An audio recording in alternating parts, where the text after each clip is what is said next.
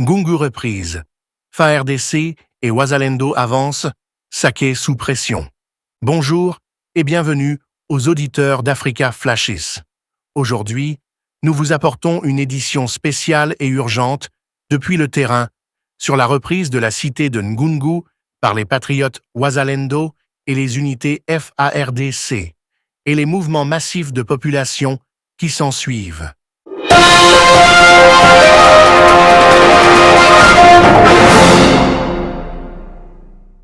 Ce matin du 22 octobre 2025, une dynamique militaire a changé la donne près de Goma.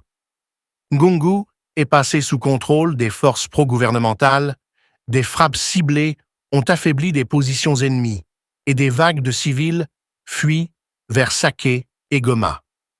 Dans ce reportage long format, nous retraçons l'enchaînement des événements, examinons les causes profondes, évaluons les conséquences humaines et stratégiques, et expliquons pourquoi la reprise de Ngungu peut devenir un point d'inflexion dans la lutte pour le contrôle des axes miniers et des routes d'accès vers Goma. Bonjour à tous, auditeurs d'Africa Flash. Aujourd'hui, nous vous parlerons pendant longuement et en profondeur de la prise de Ngungu, de l'offensive coordonnée menée par les FARDC et les patriotes Wazalendo, du rôle des frappes de précision, évoquées sur le terrain comme l'action des Black Warriors, et des conséquences immédiates pour les populations civiles, les activités minières, en particulier le coltan autour de Rubaya, et la dynamique régionale. Nous allons dérouler les faits tels qu'ils ont été rapportés par des témoins et médias locaux, replacer ces faits dans le contexte militaire et économique plus large et proposer des scénarios plausibles pour les jours qui viennent. Au cœur de l'actualité, Ngungu, cité stratégique entre Minova et Saké, a été annoncée comme reprise par les patriotes Wazalendo et des unités FARDC durant la nuit et les premières heures du matin. Selon les témoignages recueillis et les retransmissions radio locales, des bombardements ciblés ont précédé l'assaut terrestre et contribué à désorganiser les défenses ennemies. Cachebéré, parfois transcrit différemment selon les sources locales, et d'autres points aux alentours auraient été frappés avant l'entrée des forces pro-gouvernementales. Des combattants du M23 tenteraient de se replier en direction de Saké et Karuba, générant un flux massif de personnes fuyant Ngungu vers ses agglomérations proches et, pour une part, vers Goma. Ces éléments s'inscrivent dans un cycle d'avancées et de contre-attaques qui marque depuis des mois la région du Nord Kivu et les environs de Goma. Pourquoi Ngungu? Géographiquement et stratégiquement, Ngungu occupe une position charnière, à quelques kilomètres seulement de Goma et sur les axes qui relient Rubaya, célèbre et disputé site d'exploitation du coltan, et Saké. La cité permet de contrôler des routes essentielles pour la logistique militaire et le transport des minerais. Les observateurs locaux insistent sur le fait que, depuis les hauteurs, on peut apercevoir les lumières de Goma à partir de Ngungu, une proximité qui rend la cité précieuse tant pour la défense que pour des opérations d'attaque ou de harcèlement. La lutte pour ces points de passage n'est donc pas seulement militaire, elle est aussi économique, car le contrôle des axes autour de Rubaya signifie un accès aux ressources minérales, dont le coltan, un métal crucial pour l'industrie technologique globale. Les enquêtes internationales ont montré que le contrôle de ces mines nourrit les groupes armés et façonne leur capacité opérationnelle. Le récit du matin, d'après les messages qui circulent sur les stations locales et les canaux communautaires, l'après-minuit et les premières heures ont été le théâtre d'une offensive concertée. Les patriotes Wazalendo, appuyés par des unités FARDC, auraient conduit des manœuvres d'encerclement pendant que des frappes dites de précision neutralisaient positions et communications adverses. Les témoins décrivent une fuite organisée et paniquée des combattants en retraite, certains se dirigeant vers Sake, d'autres vers Karuba. Des civils ont suivi, craignant des représailles ou des exactions, et la population de Ngungu a vidé la cité en masse pour rejoindre Goma ou des zones plus sûres. Sur le plan psychologique, les commentateurs pro-gouvernementaux décrivent ce succès comme le rugissement du léopard, métaphore visant à illustrer la reprise d'initiative et la confiance retrouvée des forces loyalistes. Ces éléments correspondent à un déplacement de ligne, mais aussi à une communication militaire et médiatique destinée à renforcer le moral pro-gouvernemental. Les patriotes Wazalendo, qui sont-ils et quel rôle jouent-ils? Depuis le début des hostilités récentes, les Wazalendo, qualifiés par leurs partisans de patriotes, ont été décrits comme des forces paramilitaires pro-gouvernementales ou des groupes de défense locaux organisés pour soutenir les FARDC sur des secteurs précis. Leur connaissance du terrain, leur enracinement dans les communautés locales et leur dynamisme opérationnel en font une force complémentaire aux armées régulières. Toutefois, leur organisation et leur équipement varient fortement d'un groupe à l'autre. Dans cette offensive, le rôle des Wazalendo a été souligné par les récits de la reconquête de Ngungu. Leur initiative locale, combinée au soutien logistique, ce qui est décrit sur le terrain comme un appui PHDC ou phare de C pour la logistique, a permis de maintenir une pression continue et de sécuriser rapidement les positions reprises. Le fait que des combattants initialement ralliés au M23 fassent défection ou se rendent en masse rejoint des tendances observées ces derniers mois, où la loyauté des rangs et la gestion des effectifs par le M23 sont devenus des variables opérationnelles cruciales. Les défections et les dynamiques internes à l'ennemi. Les comptes rendus locaux mentionnent des désertions et des retours massifs de combattants qui avaient rejoint le M23. Des raisons pratiques sont avancées. Retard ou suppression de versement de soldes, mauvais traitement et l'incapacité du mouvement à armer ou à soutenir correctement des recrues locales.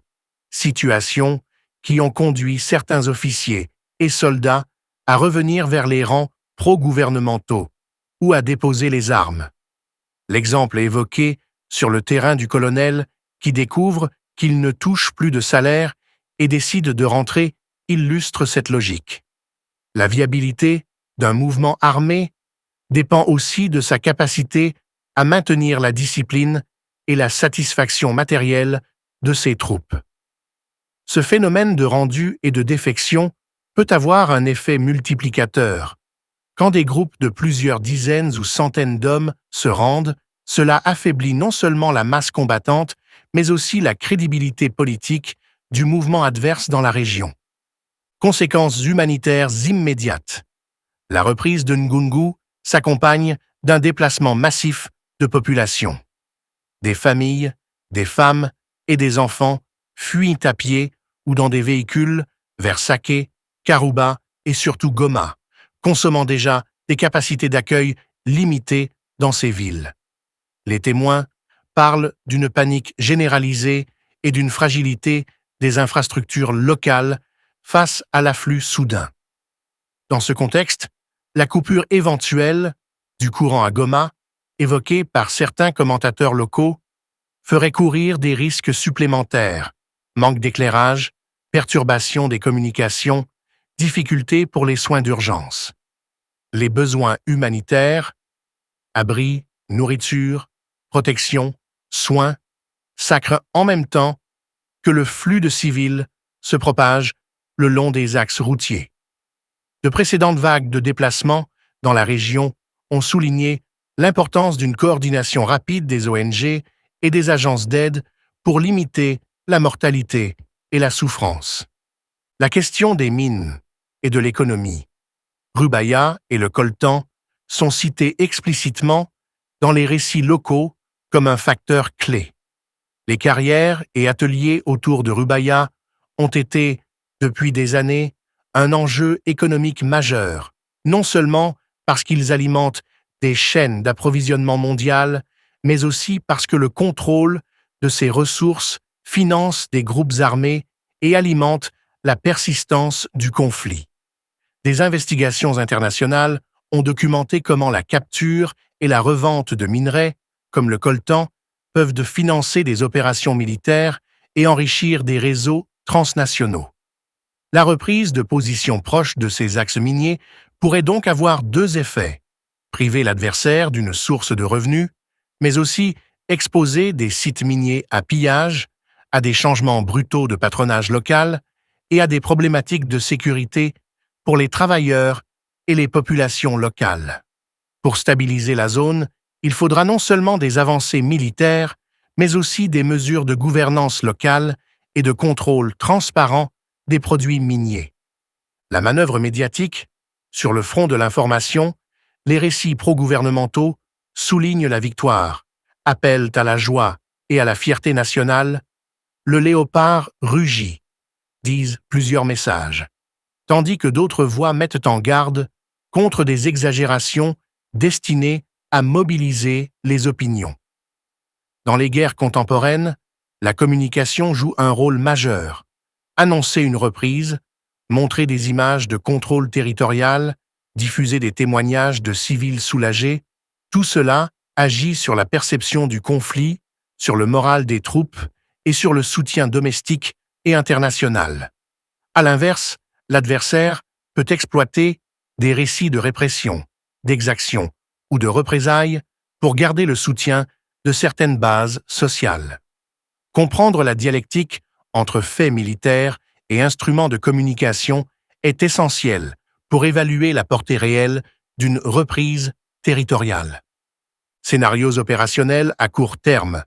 Plusieurs trajectoires sont possibles après la reprise annoncée de Ngungu. Premièrement, les forces reprenantes pourraient consolider leur contrôle local, sécuriser les axes, installer des postes et permettre aux civils de revenir progressivement. Dans ce cas, l'effet serait stabilisateur, au moins temporairement. Deuxièmement, l'adversaire, M23, soutenu selon de nombreuses analyses par des acteurs extérieurs, pourrait tenter des actions de harcèlement, raids nocturnes, attaques asymétriques ou sabotage pour reprendre l'initiative ou au moins infliger des coups politiques et humains aux gouvernants. Troisièmement, le conflit pourrait se recomposer autour des points miniers, Roubaïa, si le M23 ou d'autres groupes tentent de regagner ces ressources clés. La question de la logistique et des munitions, le fameux appui logistique, PHTC, mentionné sur le terrain, sera déterminante, qui parviendra à maintenir l'approvisionnement et la formation des forces locales, contrôlera l'endurance politique et militaire sur le long terme. Les risques d'escalade régionale. Depuis le début de la recrudescence du conflit, la communauté internationale a exprimé des craintes quant à une possible régionalisation. Implication, directe ou indirecte, d'acteurs voisins, perturbation des flux transfrontaliers et polarisation diplomatique. La reprise de Ngungu, si elle s'accompagne d'une offensive plus large vers Saké ou de pression sur Goma, pourrait attirer de nouvelles réactions régionales et internationales. Les précédentes phases du conflit ont déjà entraîné des ruptures diplomatiques, des accusations mutuelles et l'activisme de médiateurs internationaux. Il ne faut pas oublier que chaque avancée militaire porte aussi en elle le potentiel d'un bras de fer diplomatique. Les acteurs extérieurs, qu'ils soutiennent ou condamnent certaines factions, peuvent influer sur le cours des opérations par des sanctions, par l'aide matérielle ou par des pressions politiques. Ce que demande la population, les civils, veulent avant tout la sécurité et la possibilité de reprendre une vie normale. Les déplacés réclameront des abris, des vivres, un accès aux soins et des garanties contre les exactions. Les femmes et enfants, souvent les plus vulnérables, ont besoin de protection spécifique. La reprise de territoire sans plan concret de protection et de restitution, provoque parfois des retours précipités, pouvant exposer des familles à des mines, à des violences ou à des lois informelles. Il est donc impératif que les autorités locales et les acteurs humanitaires coordonnent rapidement une réponse adaptée pour éviter une crise humanitaire aggravée. Quelle place pour la diplomatie et la médiation? Parallèlement aux opérations militaires, la voie diplomatique reste essentielle. Des processus de vérification des cessez-le-feu, des mécanismes de surveillance indépendants et des négociations inclusives peuvent, s'ils sont utilisés correctement, créer des fenêtres de désescalade. Toutefois, sans garantie de mise en œuvre et sans pression constante pour une résolution durable, y compris des mesures de transparence sur les ressources minières et la responsabilisation des acteurs armés, la diplomatie risque de n'être qu'un répit temporaire. Les leçons des derniers mois montrent que les cessez-le-feu non vérifiés tendent à se rompre rapidement si les raisons structurelles du conflit, compétition pour les ressources, impunité, fractures identitaires, ne sont pas traitées. Éléments militaires à surveiller, observer la consolidation des positions autour de Ngungu, l'état des routes entre Ngungu, Sake, Karuba et Goma, la présence d'unités logistiques, ce fameux PHDC, ainsi que la capacité du M23 à mener des contre-offensives. Par ailleurs, la dynamique des défections et des rendus massifs reste un indicateur clé. Si les mouvements de troupes adverses continuent de perdre en cohésion, cela peut accélérer une série de succès pour les forces pro-gouvernementales. À l'inverse, si le M23 parvient à réorganiser ses forces en s'appuyant sur des soutiens extérieurs, la situation peut redevenir incertaine. En guise de conclusion provisoire, la reprise de Ngungu est sans doute un succès local important pour les FRDC et les patriotes Wazalendo, avec un impact immédiat sur la mobilité ennemie et sur le contrôle des axes proches de Rubaya. Mais ce succès est aussi fragile.